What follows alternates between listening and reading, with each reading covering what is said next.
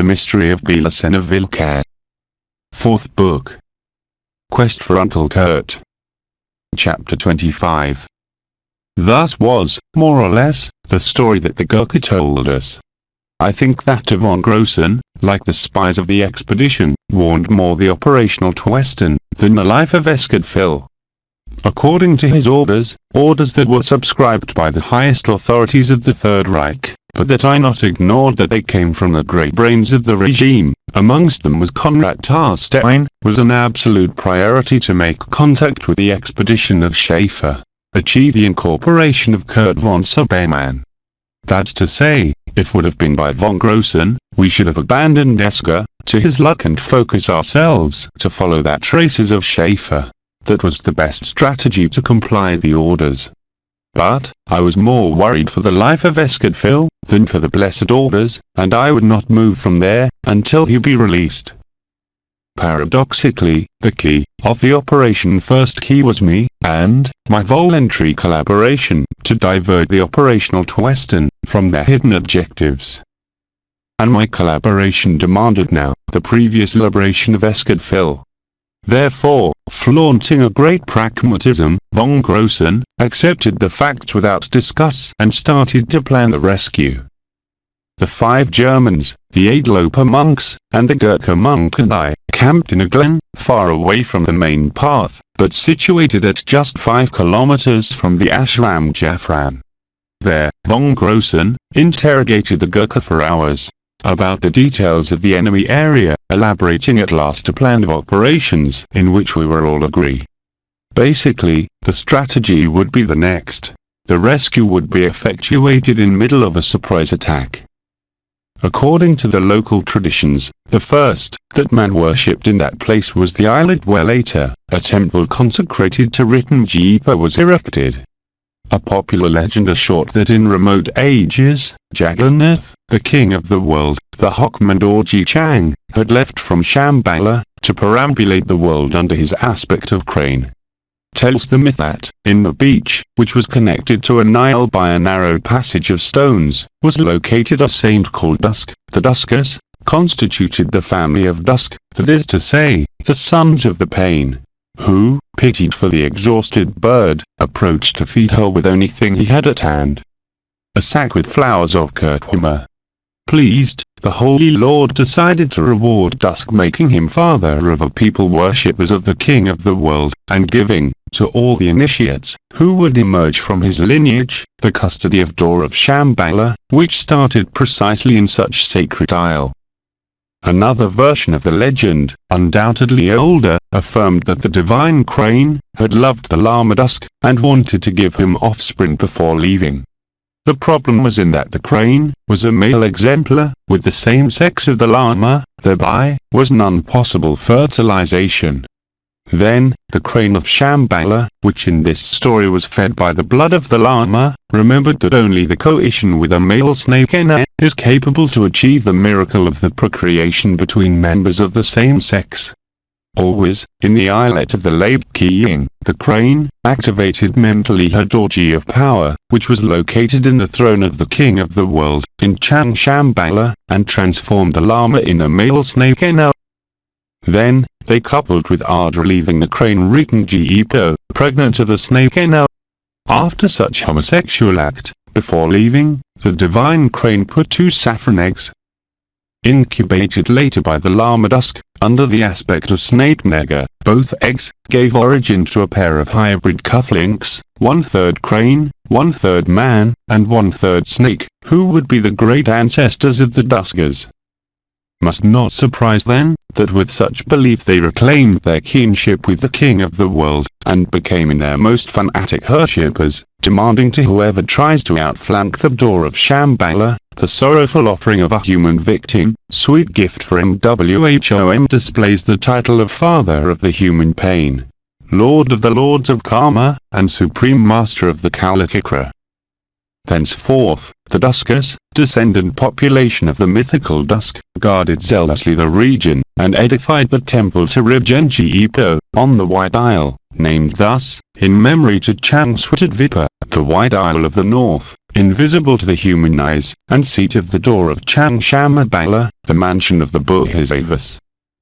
As the centuries went by, the population of the Duskas grew, as the number of their community of lamas, being obeyed to raise the enormous Gempa Ashram Jafram, which they surrounded, with beauty pagodas, dedicated to the cult of diverse deities of the white fraternity.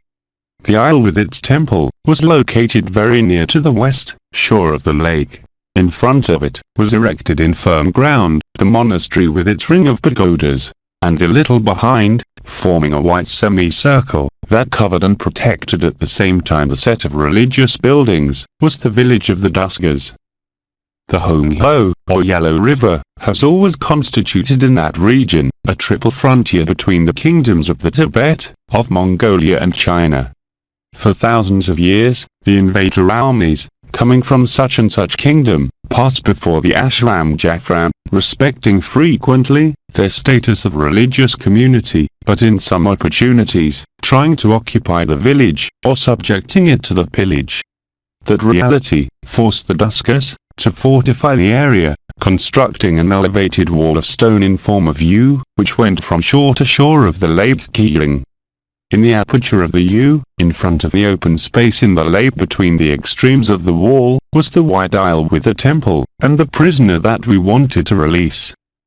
And, in the base of the U, which was the front of the walled city, was an enormous wooden door, framed on two elevated towers that worked as atalaya, permanently occupied by armed watchmen. On both angles of the U, also existed huge towers with their respective sentinels.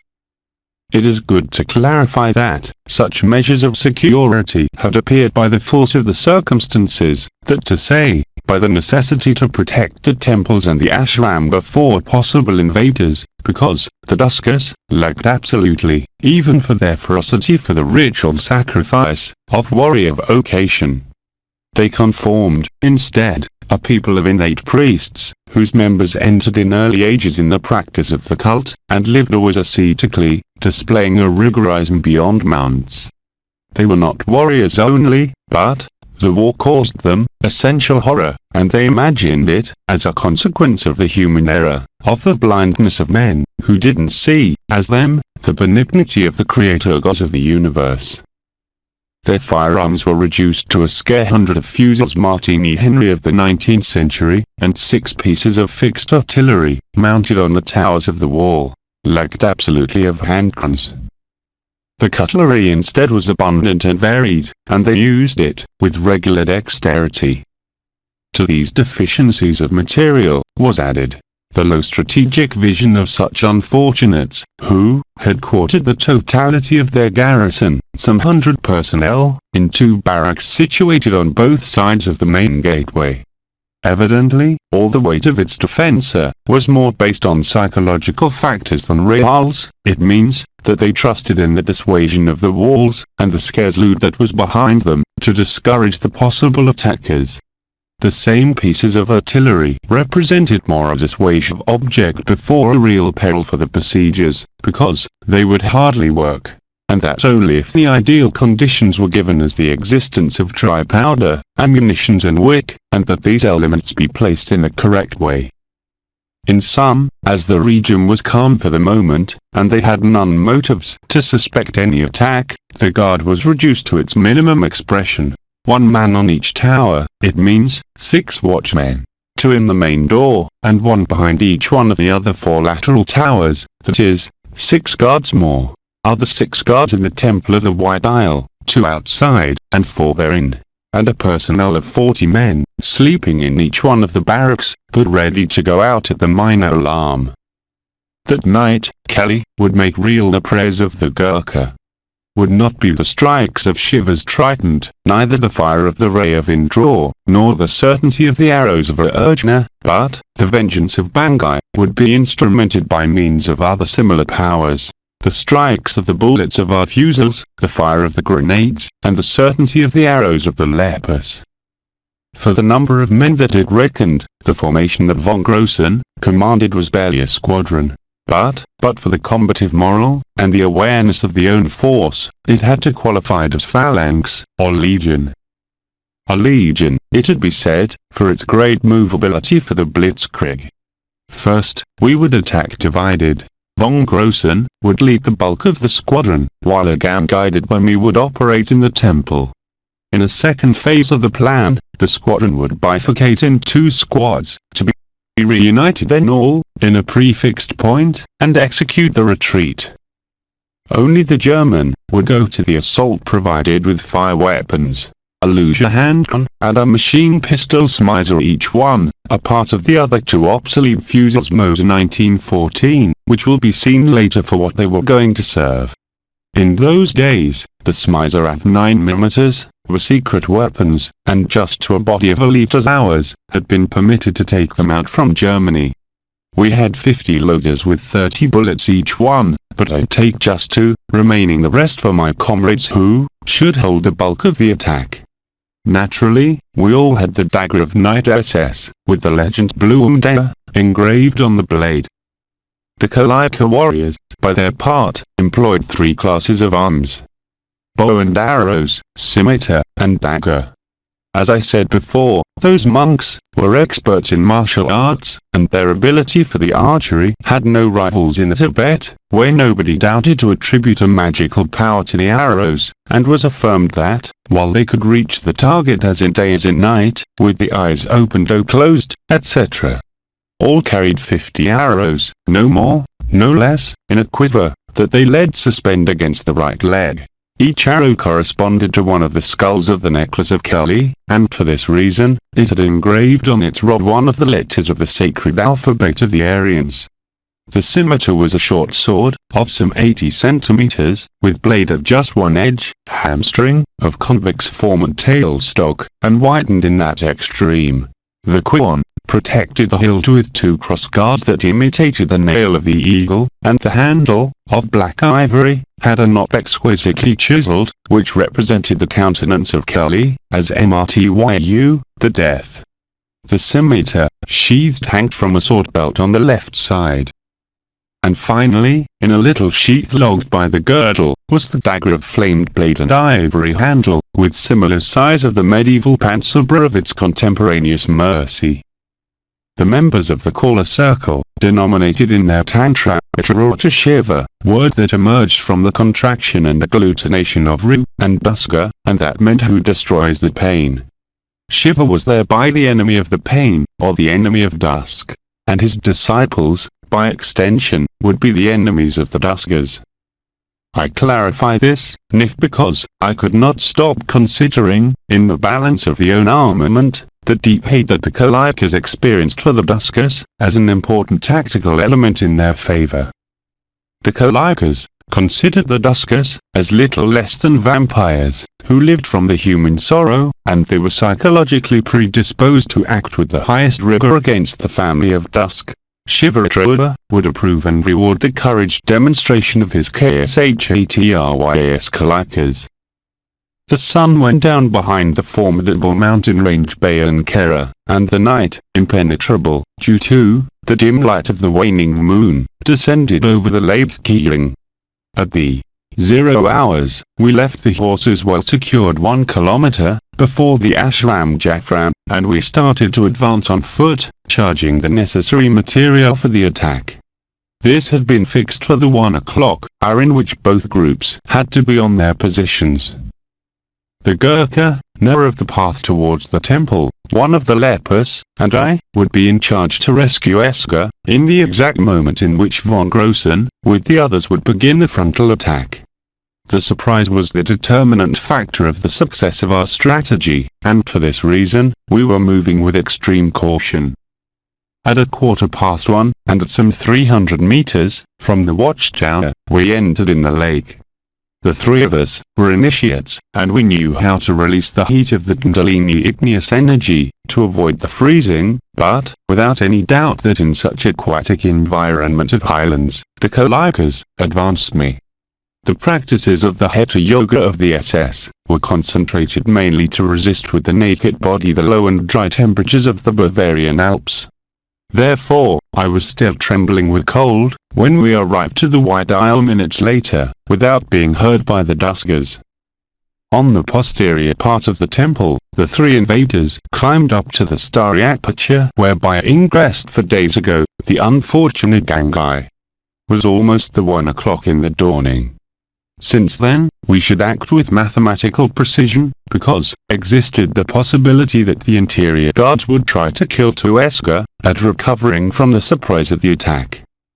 At the 1 and 5 seconds, with Germanic exactitude, a powerful exterior explosion made vibrate the temple, and left the guards paralyzed. In that instant, while the hull was being untied, I jumped from the window, rolled through the floor towards the altar. I stood up abruptly, and with just one burst at the back and they died unknowing what was happening, riveted against the door of the temple towards which they were turned.